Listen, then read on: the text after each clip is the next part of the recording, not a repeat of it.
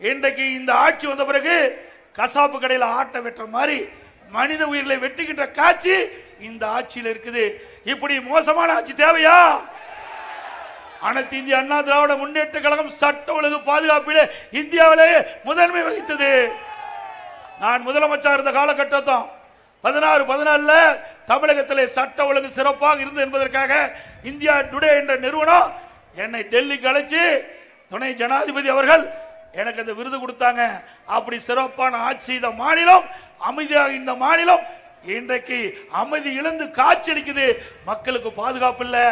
அது மட்டும் இல்ல, இன்றைக்கு பாலியல் வன்கொடுமை, இந்த கஞ்சா போத, இந்த கஞ்சா எங்க விற்பனைக்கு வந்ததோ அப்பவே இந்த நாடு குட்டிச்சோராகி போச்சு.